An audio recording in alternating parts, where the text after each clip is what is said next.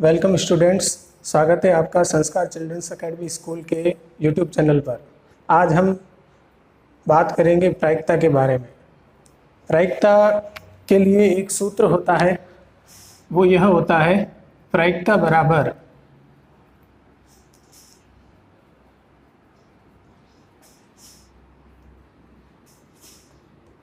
अनुकूल स्थितियां बटा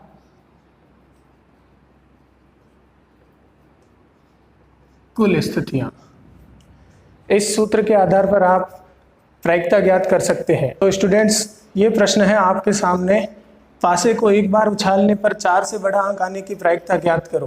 तो आप कैसे ज्ञात करोगे? इसके लिए आपको अनुकूल स्थितियां निकालनी पड़ेगी, कुल स्थितियां निकालनी पड़ेगी। जब आप दोनों निकाल लोगे तो प्रायिकता का सूत्र लगा के आप प्रायिकता ज्ञात कर सकते हैं कि 4 से बड़ा अंक आने की प्रायिकता क्या होगी। तो आपको पता है कि पासे में कुल अंक, तो कुल अंक होते हैं 1, 2, 3, 4, 5, 6। ये कुल अंक होते हैं पासे में।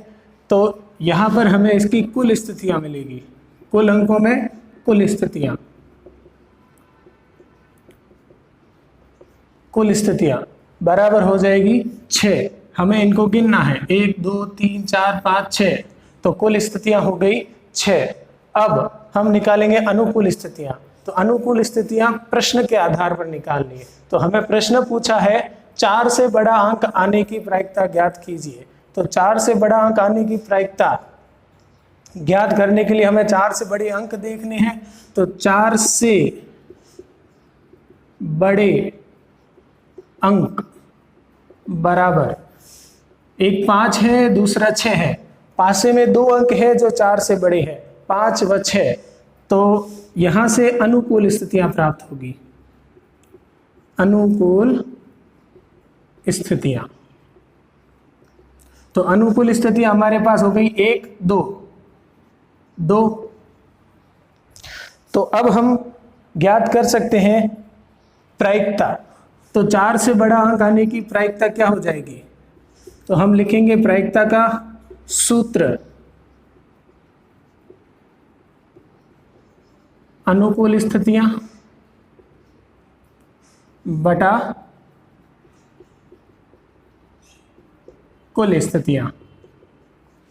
ये प्रायिकता का सूत्र लिख दिया हमने। अब यहां पर हम मान रखेंगे। तो अनुकूल स्थितियां कितनी है? 2। कुल स्थितियां कितनी है? 6। तो 2/6 बराबर 2 का भाग देंगे 2 में 1 बार, 6 में 2 का भाग 3 बार। तो हमारे पास प्रायिकता आ गई 1/3। इस प्रकार इस प्रश्न का हल प्राप्त हो गया। सो स्टूडेंट, ये हमारे पास दूसरा प्रश्न है। 2 पासों को उछालने पर प्राप्त अंकों का योग 9 होने की प्रायिकता ज्ञात कीजिए। तो इस प्रश्न को कैसे हल करेंगे? तो देखो, जब हम पासे को 2 बार उछालते हैं, एक पासे में 6 अंक होते हैं, उसको 2 बार उछाल रहे हैं, तो कुल स्थितियां कैसे निकालोगे? कुल स्थितियां, जब एक पासे को एक बार उछाला जाता है तो उसमें 6 कुल स्थितियां होती है। अगर आप उसे 2 बार उछाल रहे हो तो 6 का 2 बार गुणा करोगे, 6 × 6 बराबर 36। तो हमारे पास कुल स्थितियां हो जाएगी 36। अब हम आगे देखते हैं कि इसकी अनुकूल स्थितियां कैसे निकालेंगे। तो प्रश्न हमें पूछा है अंकों का योग 9 होने की प्रायिकता ज्ञात कीजिए। तो हम यहां लिखेंगे अंकों का योग 9 होने की स्थितियां, और हम वो सारी स्थितियां लिखेंगे जिसमें अंकों का योग 9 होगा। तो 9 कैसे होगा? जैसे हम पासे में देखते हैं 1 आएगा, एक बार उछालने पर 1 आएगा, तो दूसरी बार उछालने पर क्या आना चाहिए कि दोनों का योग 9 हो जाए। अगर 1 आएगा तो उसमें 8 जोड़ने पर 9 आएगा, पर पासे में 8 होता ही नहीं।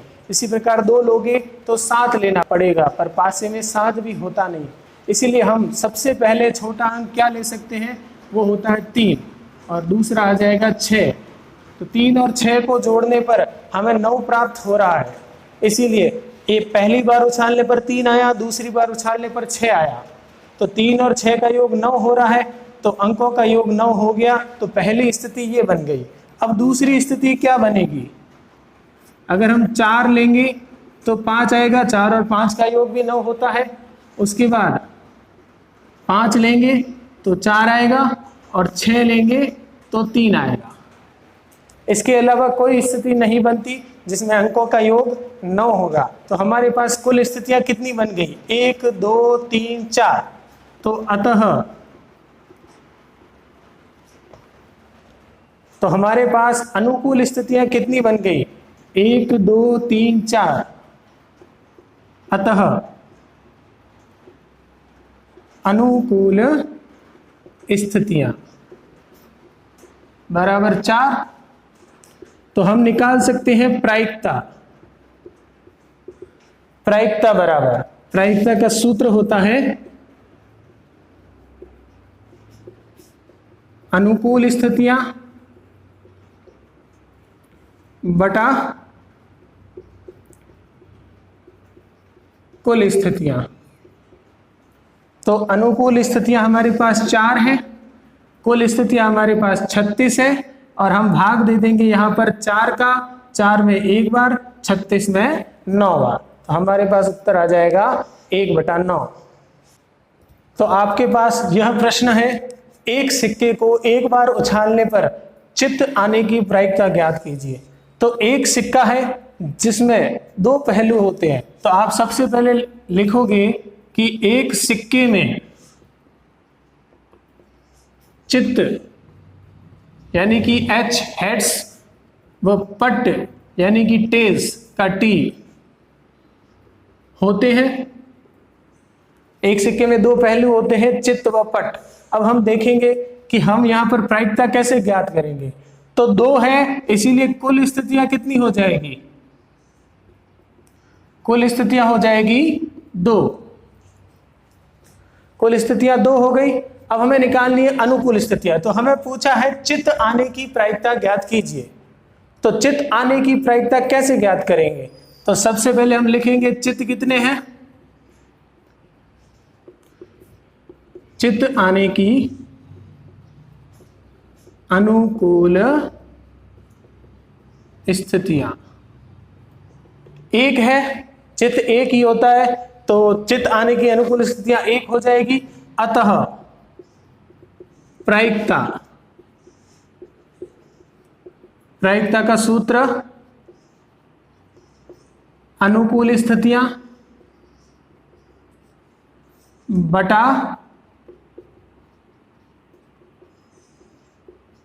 कुल स्थितियां। ये प्रायिकता का सूत्र होता है अनुकूल स्थितियां बटा कुल स्थितियां। अब हम लिखेंगे अनुकूल स्थितियां हैं 1 और कुल स्थितियां हैं 2। तो इस प्रकार हमारा उत्तर आ गया 1/2। तो स्टूडेंट्स, हमारे पास अगला प्रश्न है प्रायिकता का कि एक सिक्के को 2 बार उछालने पर दोनों बार पट आने की प्रायिकता ज्ञात कीजिए। तो दोनों बार पट आने की प्रायिकता कैसे निकालेंगे? तो सबसे पहले वही लाइन हमें लिखनी है कि एक सिक्के में चित्त यानी कि H व पट यानी कि T होता है। उसके बाद हम यहां पर लिखेंगे कुल स्थितियां। तो कुल स्थितियां हमें निकालनी पड़ेगी। तो कैसे निकालेंगे? देखो, तो सिक्के को कितनी बार उछाल रहे हैं? सिक्के को 2 बार उछालने की स्थितियां। तो 2 बार उछालने पर जो स्थितियां प्राप्त होगी वो हमें लिखनी है। सबसे पहले पहला H आ जाए, दूसरा भी H आ जाए। 2 बार उछालने पर दोनों के दोनों क्या आ जाए? H आ जाए। दूसरी, पहला H आ जाए, दूसरा T हो जाए। पहले चित्त आ जाए, बाद में पट आ जाए। उसके बाद या तो पहले T आ जाए, बाद में H आ जाए, या फिर दोनों के दोनों T आ जाए। तो इस प्रकार हमें कुल कितनी स्थितियां प्राप्त हुई? तो अतः कुल स्थितियां 4। तो हमें कुल स्थितियां प्राप्त हो गई 4, 1 2 3 4। अब हम निकालेंगे अनुकूल स्थितियां। तो हमें पूछा क्या है, दोनों बार पट आने की प्रायिकता। तो दोनों बार पट आने की प्रायिकता ज्ञात करनी है, तो पट कितनी बार आ रहा है, 2 बार। दोनों बार पट कहां कहां आ रहा है, तो देखिए आप, यहां पट नहीं है, यहां एक ही बार है, यहां भी एक ही बार है, यहां दोनों बार है, तो दोनों बार पट एक स्थिति में आ रहा है, तो यहां हम लिखेंगे दोनों बार पट आने की स्थितियां एक ही है। फिर हम लिखेंगे अतः अनुकूल स्थितियां बराबर 1। तो हमारे यहां प्रायिकता प्राप्त हो जाएगी, प्रायिकता बराबर सूत्र होता है अनुकूल स्थितियां बटा कुल स्थितियां। सूत्र होता है अनुकूल स्थितियां बटा कुल स्थितियां। तो हमारे पास यहां पर अनुकूल स्थितियां हैं 1 और कुल स्थितियां हैं 4, तो उत्तर आ जाएगा 1/4। तो हमारे पास अगला प्रश्न है, एक सिक्के को 2 बार उछालने पर कम से कम 1 बार चित आने की प्रायिकता ज्ञात कीजिए। अब यहां पर कम से कम का प्रश्न पूछा है, कम से कम, अधिक से अधिक, ये सब प्रश्न आ सकते हैं। तो कम से कम के लिए आप क्या करेंगे, देखो सबसे पहले आप वही लिखेंगे, एक सिक्के में चित यानी H व पट यानी T है, ठीक है। उसके बाद आप कुल स्थितियां निकालेंगे, तो सिक्के को 2 बार उछालने पर, सिक्के को 2 बार उछालने पर प्राप्त स्थितियां, तो 2 बार उछालने पर प्राप्त स्थितियां, सबसे पहले H, दूसरा भी H या H T या T H और T T, तो ये 4 स्थितियां होती है। अतः कुल स्थितियां हो गई, अतः कुल स्थितियां बराबर 4। अब हमें निकालनी है अनुकूल स्थितियां। तो हमें पूछा है कम से कम 1 बार चित आना चाहिए, तो कम से कम 1 बार, यहां आ रहा है 2 आ रहे हैं, कम से कम 1 तो आ ही रहा है। कम से कम यानी अधिक आ सकता है, कम नहीं होना चाहिए, यानी कि 0 नहीं होना चाहिए। जहां चित नहीं है वो स्थिति हम नहीं लेंगे। तो यहां चित है 1, इसलिए हम इसको लेंगे, यहां भी एक चित है, इसको भी लेंगे, यहां भी एक चित है, इसको भी लेंगे, पर यहां चित नहीं है, इसलिए हम इसको नहीं लेंगे। तो हमारे पास कम से कम 1 बार चित आने की स्थितियां हो जाएगी HH, HT और TH, जिसमें सब में H तो है ही, इसमें H नहीं है, इसलिए हम नहीं लेंगे H यानी चित। अब हम देखेंगे प्रायिकता कैसे निकालते हैं। प्रायिकता बराबर सूत्र होता है अनुकूल स्थितियां बटा कुल स्थितियां। तो हमारे पास यहां पर अनुकूल स्थितियां हैं, कितनी है, 1 2 3, 3 है, और कुल स्थितियां कितनी है, 4 है, तो 3/4। तो हमारे पास 3/4 उत्तर आ गया इस प्रश्न का। हमारे पास अगला प्रश्न है, एक सिक्के को 3 बार उछालने पर एकांतरतः चित्त या पट आने की प्रायिकता ज्ञात कीजिए। अब हम सिक्के को 3 बार उछाल रहे हैं, तो ध्यान दो, सबसे पहले आपको लिखना है सिक्के में चित्त यानी कि H व पट यानी कि T होते हैं, 2 पहलू होते हैं सिक्के के। अब हम इसको कितनी बार, 3 बार उछाल रहे हैं, तो यहां हम लिखेंगे सिक्के को 3 बार उछालने पर प्राप्त स्थितियां। और हम सारी स्थितियां लिखेंगे। तो सबसे पहले पहला H आ जाए, दूसरा भी H आ जाए, तीसरा भी H आ जाए। 3 बार उछाल रहे हैं तो एक स्थिति में 3 स्थितियां बनेगी, H H H। 3 बार उछालने पर तीनों के तीनों H आ गए। 2 बार H आ जाए, 1 बार T, या पहले H हो बीच में T हो फिर H आ जाए, या फिर T पहले हो और दोनों H बाद में हो। इसके अलावा 2 T हो सकते हैं, 1 H हो सकता है, या फिर H बीच में आ जाए, या फिर H पहले आ जाए, और या फिर तीनों के तीनों T हो। इसके अलावा और कोई स्थिति 3 बार सिक्कों को उछालने पर नहीं बनेगी। तो ये कितनी बनी? 1 2 3 4 5 6 7 8। तो 8 स्थितियां हैं हमारे पास। तो यहां हम लिखेंगे अतः कुल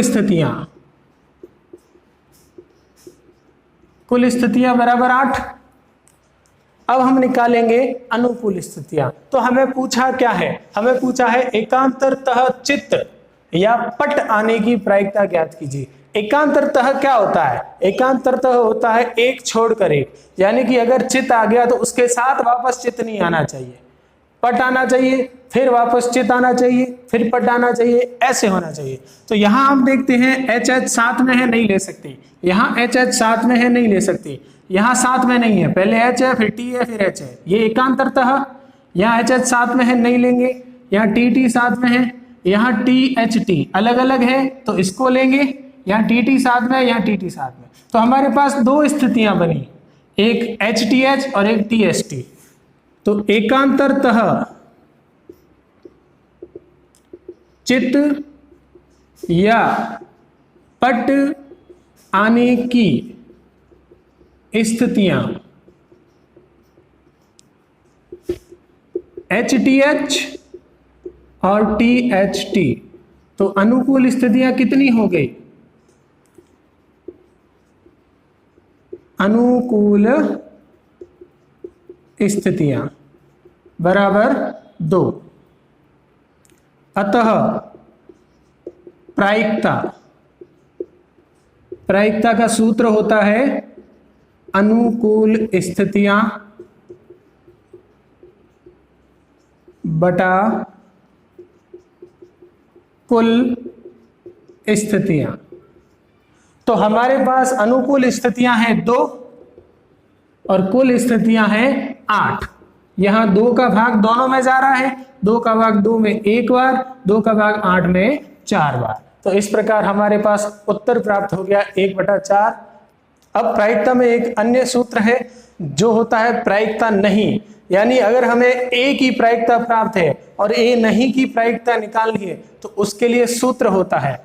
तो स्टूडेंट्स आपके सामने एक सूत्र लिखा है, प्रायिकता नहीं बराबर 1 माइनस प्रायिकता। ये प्रायिकता नहीं के, यानी कि अगर हमें कोई A दिया है जिसकी प्रायिकता दी गई है तो हमें पूछा जाएगा A नहीं की प्रायिकता निकालो। तो उस प्रायिकता को आप 1 में से घटाओगे तो A नहीं की प्रायिकता प्राप्त होगी। जैसे कि PA यानी A की प्रायिकता बराबर है 0.35 और हमें पूछा है PA नहीं निकालो, PA नहीं।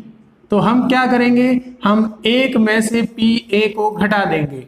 1 में से PA को घटाने पर 1 माइनस 0.35 बराबर आ जाएगा 0.65। 1 में से आप 0.35 घटाते हो तो 0.65 प्राप्त होता है। तो स्टूडेंट्स हमारे पास अगला प्रश्न है, एक अलीफ वर्ष में 53 रविवार होने की प्रायिकता ज्ञात कीजिए। तो एक अलीफ वर्ष में कितने रविवार होते हैं और 53 रविवार कैसे आएंगे उसके बारे में हम पढ़ेंगे और उसकी प्रायिकता कैसे निकालते हैं। देखिए, सबसे पहले हमें पता है कि वर्ष 2 प्रकार के होते हैं, अलीफ वर्ष और लीप वर्ष। अलीफ वर्ष में 365 दिन होते हैं, 365 दिन, और लीप वर्ष में 366 दिन होते हैं। हमें यहाँ पूछा है अलीप वर्ष, तो उसमें 365 दिन होते हैं। तो हम सप्ताह निकाल सकते हैं। तो सप्ताह 365 में 7 का भाग दोगे तो सप्ताह निकलेगा। तो ये निकलेंगे कितने? 52 सप्ताह, और 1 दिन शेष बचेगा, शेष फल 1 बचेगा, जो 1 दिन बचेगा उसके बराबर होगा। तो हमें पता है 52 सप्ताह में 52 रविवार होते हैं, 52 सप्ताह में 52 रविवार होंगे। तो 52 सप्ताह में 52 रविवार होंगे, पर हमें कितने चाहिए? हमें 53 चाहिए, यानी कि शेष दिन में भी रविवार आना चाहिए। तो यहां हम लिखेंगे शेष एक दिन में रविवार होना चाहिए। हमें 53 रविवार चाहिए। 52 सप्ताह में 52 रविवार होते हैं, शेष एक दिन में एक रविवार होना चाहिए, तभी 53 रविवार हो पाएंगे। 52 यहां आ गए, एक जुड़ जाएगा, 53 हो जाएगा। तो एक दिन में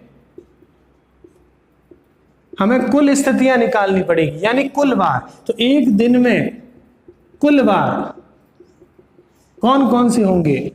सोमवार, मंगलवार, बुधवार, गुरुवार, शुक्रवार, शनिवार, रविवार। तो एक दिन में कुल वार सोमवार, मंगलवार, बुधवार, गुरुवार, शुक्रवार, शनिवार, रविवार, ये सातों होते हैं। अतः कुल स्थितियां हो जाएगी, कुल स्थितियां बराबर 7। अब हमें एक दिन में रविवार चाहिए, जो हमारी अनुकूल स्थितियां हैं। शेष एक दिन में रविवार आना चाहिए, जो क्या है? अनुकूल स्थितियां हैं। तो अनुकूल स्थितियां क्या है? एक दिन में रविवार होने की स्थितियां। तो एक दिन में रविवार होने की स्थितियां कितनी हैं? एक दिन में रविवार एक बार ही आ सकता है, तो स्थितियां हो जाएगी एक। तो अनुकूल स्थितियां एक हो गई, कुल स्थितियां 7 हो गई। और हमारे पास तो अनुकूल स्थितियां एक हो गई और कुल स्थितियां 7 हो गई। तो हमारे पास प्रायिकता का सूत्र है, प्रायिकता बराबर अनुकूल स्थितियां बटा कुल स्थितियां बराबर 1/7। तो इस प्रकार अनुकूल स्थितियां 1 है, कुल स्थितियां 7 है, तो उत्तर आ गया 1/7। इस प्रकार हम ज्ञात कर सकते हैं एक अलीफ वर्ष में 53 रविवार होने की प्रायिकता।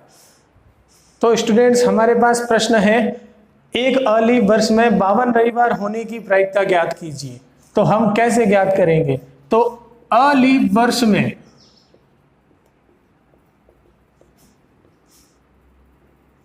365 दिन होते हैं, तो सप्ताह कितने होंगे? 7 का भाग देंगे तो सप्ताह निकलेंगे, जो होंगे 52 सप्ताह और 1 दिन। 52 सप्ताह व 1 दिन। तो हमें 52 रविवार चाहिए, जो 52 सप्ताह में होते हैं। एक सप्ताह में एक रविवार होता ही है, तो 52 सप्ताह में 52 रविवार होंगे। तो 52 सप्ताह में 52 रविवार होंगे, तो अतः शेष बचे एक दिन में रविवार नहीं होना चाहिए।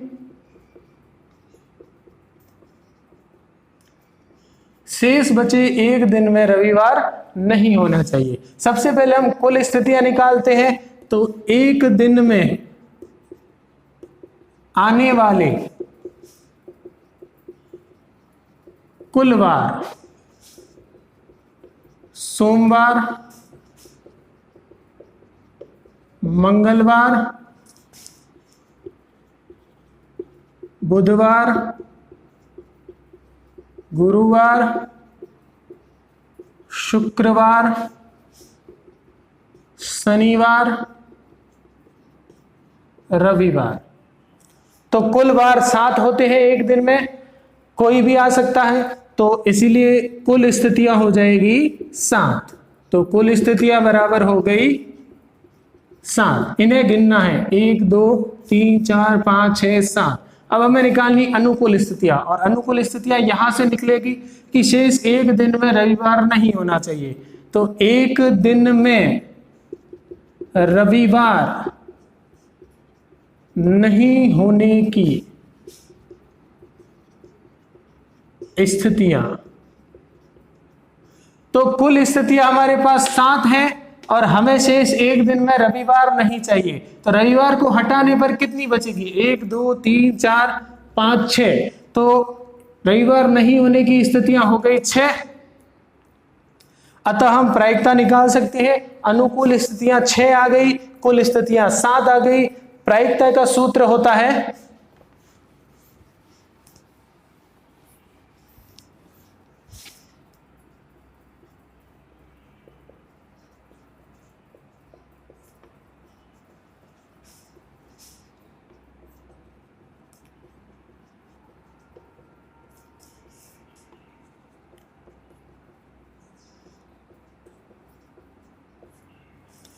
प्रायिकता का सूत्र होता है अनुकूल स्थितियां बटा कुल स्थितियां, जो यहां लिखा गया है। अब हमारे पास अनुकूल स्थितियां 6 है, कुल स्थितियां 7 है। तो अनुकूल स्थितियों की जगह 6 लिखेंगे बटा कुल स्थितियों की जगह 7 लिखेंगे। भाग किसी का जाएगा नहीं, तो ये आपका उत्तर होगा 6 बटा 7।